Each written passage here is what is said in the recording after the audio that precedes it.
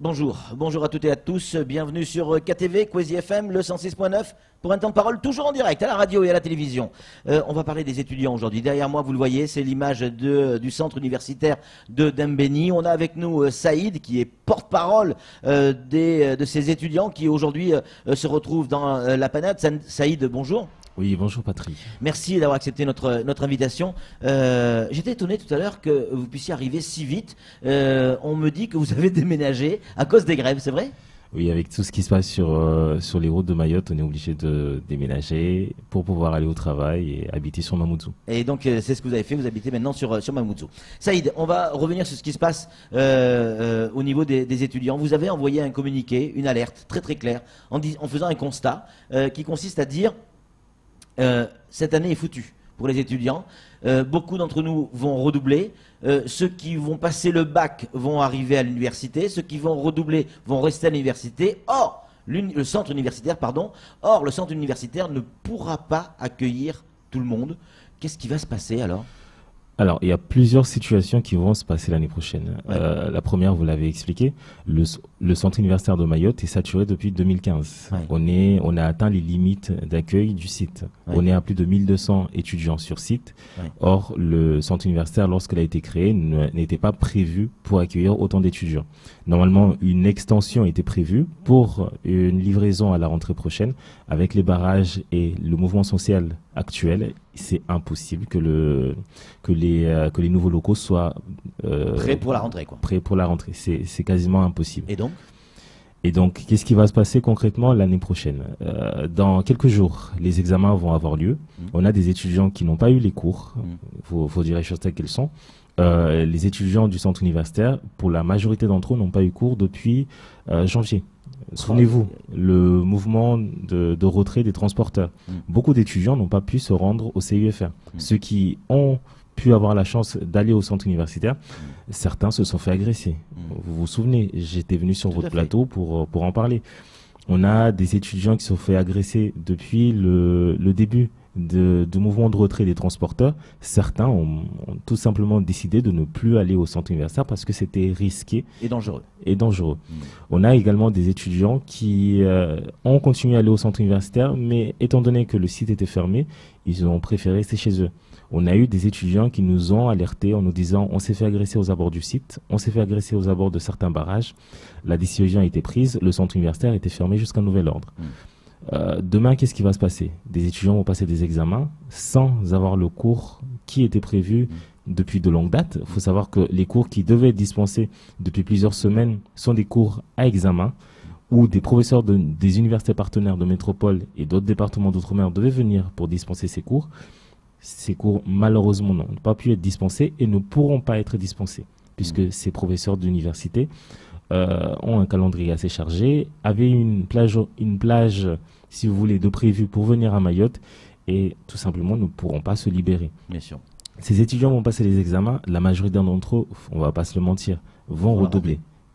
Les étudiants, le CUFR est saturé. Si demain, ces étudiants redoublent, que va faire le CUFR ? Il ne pourra de toute manière pas renouveler certaines inscriptions. Souvenez-vous, depuis l'année dernière, le CUFR ne renouvelle plus certaines inscriptions de certains étudiants redoublants. On va avoir des primo-bacheliers qui vont être diplômés dans quelques semaines. Le site est déjà saturé. Est-ce que le CUFR, concrètement, va pouvoir accueillir ces étudiants ? Je ne le pense pas. On a des étudiants qui voudront partir en métropole l'année prochaine. Beaucoup d'étudiants, primo-bacheliers ou étudiants, n'ont pas eu toutes les informations nécessaires. La semaine de l'enseignement supérieur a été sacrifiée avec ce mouvement de contestation qui est en cours, mais également avec le retrait de certains transporteurs. Souvenez-vous, Kahani est fermé depuis je ne sais plus combien de semaines. Kahani est un lycée professionnel. Beaucoup de filières professionnelles n'ont pas eu cours. Il n'y a pas assez de professeurs sur Mayotte. Ces élèves, ces étudiants, l'année prochaine, ne pourront pas accéder à l'enseignement supérieur et peut-être ne pourront pas rester sur le site, ne rester sur Mayotte parce qu'ils n'auront aucune perspective de formation.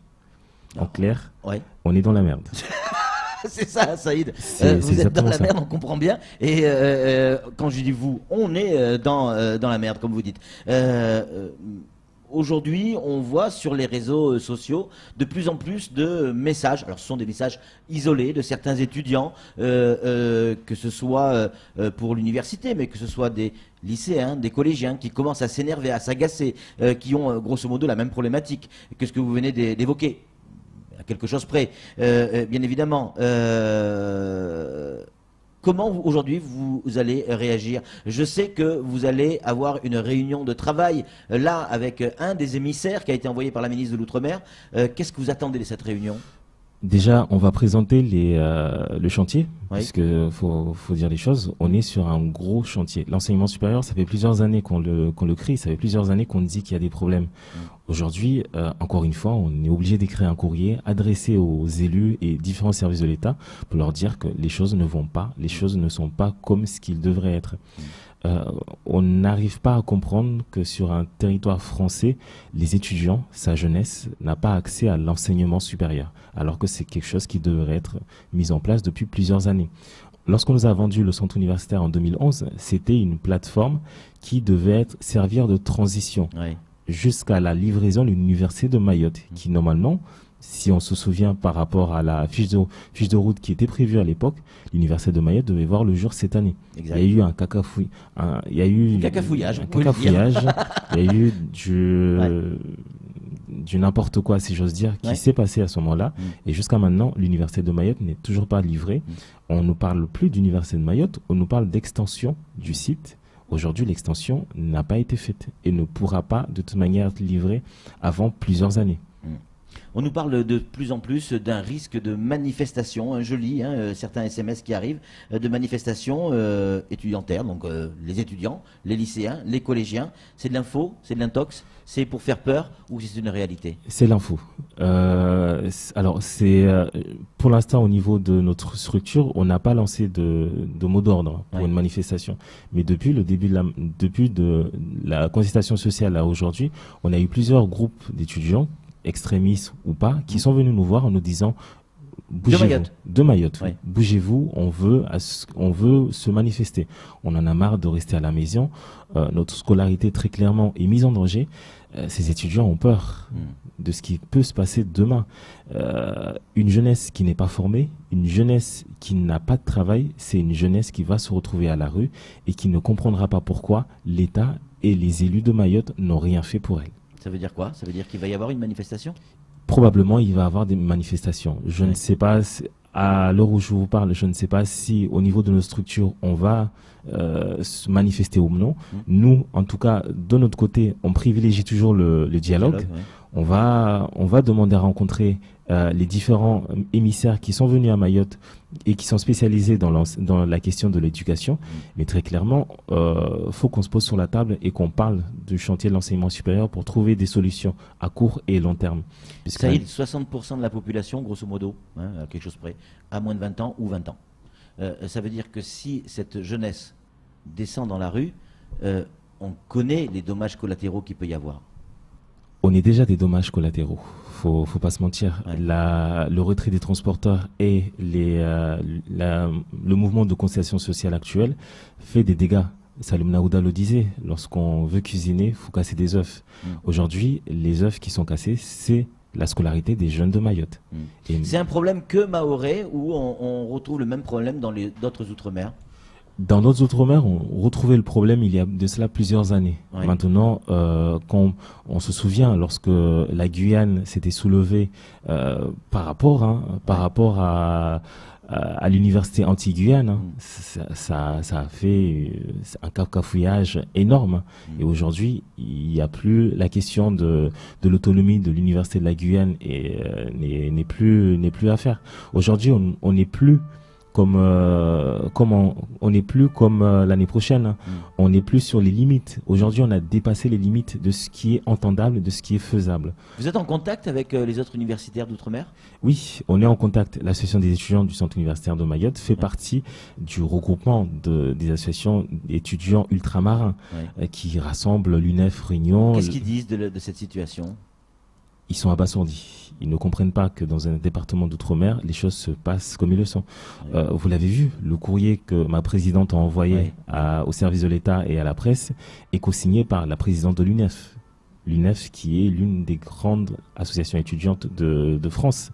Il y a l'AFER, la Fédération des étudiants de la Réunion, il y a la FAGE, il y a aussi des associations étudiantes de Polynésie française, etc., etc. Beaucoup d'associations étudiantes d'outre-mer ne comprennent pas et sont prêts à nous suivre derrière si jamais on faisait un mouvement de contestation ou alors n'importe quelle action.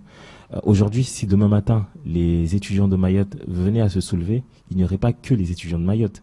Le mouvement de contestation gagnerait l'ensemble de l'outre-mer. Et qui dit l'ensemble de l'outre-mer dit forcément la métropole également, puisqu'on est en contact permanent avec d'autres associations ultramarines, mais également des associations d'étudiants métropolitains. Saïd, sous forme de conclusion, parce que c'est déjà la fin de ce temps de parole, si vous aviez un message adressé au préfet aujourd'hui, à la ministre de l'Outre-mer, au ministre de l'Éducation nationale, un message, une phrase, ça serait laquelle ? On a besoin d'éducation à Mayotte, on a besoin d'être formé et on a peur pour notre scolarité. Ce qui est en train de se passer à Mayotte, ce n'est pas 2011. 2011, c'était rien par rapport à ce qui va se passer dans quelques semaines. Merci beaucoup Saïd d'avoir répondu à nos questions. Un message pas forcément rassurant. Imaginez juste quelques secondes. On le disait tout à l'heure, 60% de la population a moins de 20 ans. Ce sont tous des étudiants, des collégiens, des lycéens. Si demain ils devaient descendre dans la rue, imaginez les dégâts que ça pourrait faire sur ce petit département. Allez, c'est tout pour ce temps de parole. Tout de suite, la suite de nos programmes.